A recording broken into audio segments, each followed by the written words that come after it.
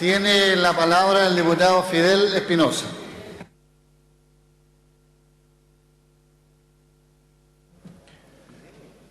Señor presidente, quisiera iniciar mi intervención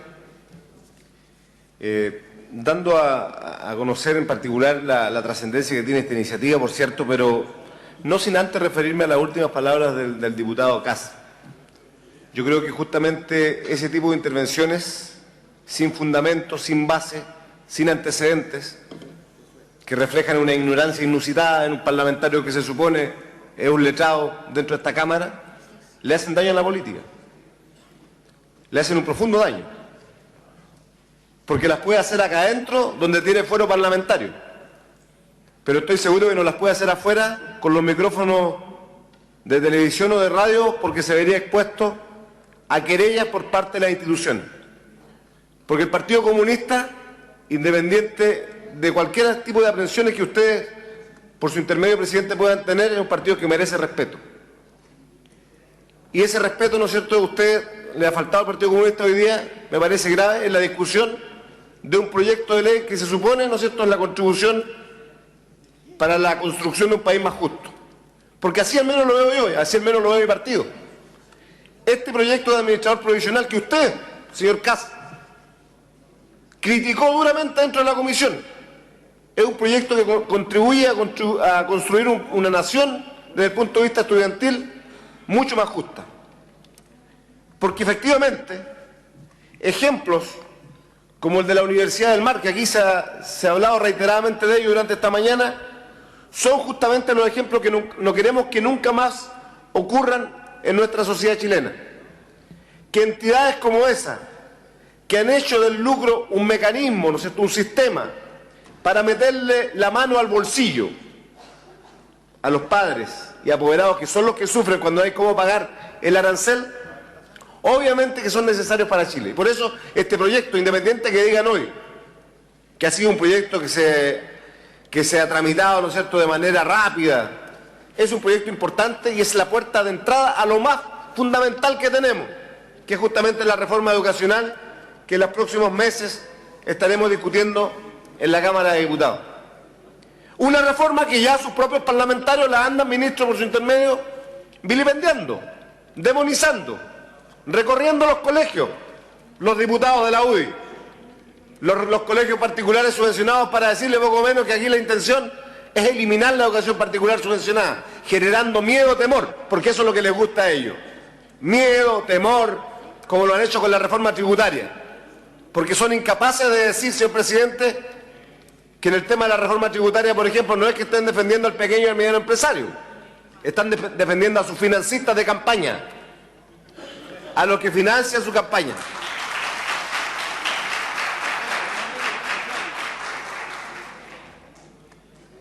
Estoy escuchando perfectamente lo que está diciendo mi colega ahí en su discusión. Estoy escuchando perfectamente. Pero eso es lo que es la verdad. Los mismos parlamentarios, ¿no es cierto?, que hoy día tienen una discusión en el tema de la reforma tributaria, son los mismos, ¿no es cierto?, que en definitiva han querido demonizar esa reforma justamente en función de hacer creer al país de que están defendiendo los intereses de los medianos, de los pequeños. Y efectivamente, claro, yo lo puedo llevar a la discusión de la reforma educacional porque estoy involucrado en la reforma misma.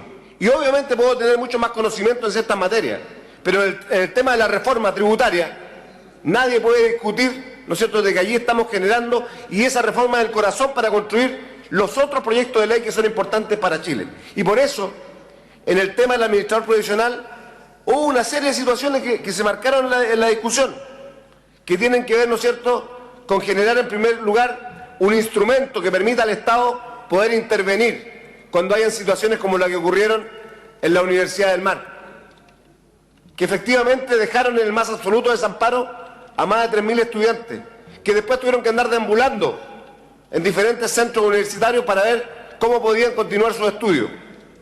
Y eso es justamente lo que este proyecto busca, generar lo que ha dicho nuestra propia presidenta, que la educación sea un derecho, que la educación, ¿no es cierto?, sea justamente un derecho que sea salvaguardado y que sea protegido, justamente por quienes nosotros debemos velar para que ello ocurra. Por un lado, el Estado tiene que ser el primer garante justamente de que haya, ¿no es cierto?, un proceso que resuelva los problemas atingentes que tenemos en la sociedad chilena.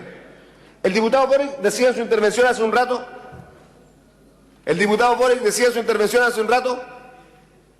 que esta Cámara de Diputados rechazó el informe del lucro 1. Y efectivamente, él tiene razón en lo que plantea. Pero no fue este sector político, diputado Boric, el que lo rechazó, y usted lo sabe. Fue la derecha que lo rechazó. Y después tuvimos un segundo informe de lucro que lo pudimos aprobar porque tenemos mayoría parlamentaria hoy día y porque el país nos dio esa mayoría parlamentaria. Y ahí algunas señoritas, ¿no? Se arrancaron para no votar ese proyecto de la sala, no lo votaron. Se fueron justo cuando había que votar para que no aparezcan en su distrito después diciendo que habían votado en contra del lucro 2 porque la UDI le había dado el mandato. La UDI le había dado el mandato justamente de que no tenían que votar, ¿no es cierto?, ese proyecto, o sea, que tenían que votar obviamente en contra de ese proyecto. Y saben ahí perfectamente a quién me refiero cuando digo quiénes se arrancaron de la sala. Hay que ver las votaciones nomás. Estuvieron durante todo el día y ese ratito de la votación, y eso lo hacen mucho, y quiero que la gente lo sepa. Cuando no les interesa votar un proyecto de ley, se arrancan de la sala un ratito, para después llegar a los distritos a decir, no, yo no voté ese proyecto en contra. Pero efectivamente, así ocurre muchas veces acá. Entonces después nos vienen y se pegan grandes discursos en los distritos, van a los colegios a demonizar, van a los colegios a plantear, ¿no es cierto?, una serie de situaciones para tratar de decir que son los defensores de ellos, cuando en definitiva todos sabemos, ¿no es cierto?, que no es así. Porque la discusión misma que hubo de este proyecto, en la comisión, ya me hubiera gustado, ¿no es cierto?, que muchos hubieran conocido cuáles eran las posiciones preliminares que existían. Que poco menos este era un proyecto que lo que hacía era tener derechos expropiatorios sobre las instituciones y una serie de otras cosas para tratar de demonizar el mismo proyecto. Por eso, presidente, creemos, desde todo punto de vista, que esta iniciativa del administrador provisional, y comparto lo que han dicho mis colegas, no es el todo, pero es un paso gigante. Es un paso gigante para entregarle al Estado, repito, aquellas herramientas que hoy día no tenía. Para entregarle al Estado de Chile la posibilidad de poder, ¿no es cierto?, ante la gravedad de una acusación respecto a una universidad, respecto a un instituto profesional, respecto a un centro de formación técnica, tener la posibilidad de poder intervenirlo y permitir, mediante esa intervención, garantizar que los estudiantes no se vean afectados. ¿Cómo eso no va a ser bueno para Chile? Si es lo mismo, presidente, disculpe que desvíe 30 segundos mi atención a lo siguiente, es lo mismo como querer jugar con la inteligencia de los chilenos cuando dicen que nuestra reforma tributaria es una reforma que atenta, ¿no es cierto?, contra la clase media, si hoy día la clase media es la que más sufre cuando sus hijos no tienen plata para estudiar. Ahí están los principales problemas. En la clase media hoy día los papás, ¿no es cierto?, cuando tienen que juntar peso a peso, mes a mes, tú no tienes ese problema, diputado. Tú no lo tienes porque naciste en cuna de oro, pero hay familias que tienen ese problema. El diputado Belolio, claro, nació, hay muchos que están allá que nacieron en cuna de oro, de Musín, varios, ¿qué problema van a tener si ellos tuvieron educación absolutamente gratis? O sea, nacieron en cuna de oro, presidente, ¿qué iban a sufrir ellos? Pero uno que dialoga todos los días, presidente, uno que dialoga, no, a usted no le ha tocado. Si estoy hablando, usted me faltó el respeto. Diríjase a la mesa, señor diputado. ¿Sabe a quién le duelen estos proyectos, presidente? A los que nacen en cuna de oro y cuando se les toca un poquito, mire cómo se enoja Kass. Se enojó.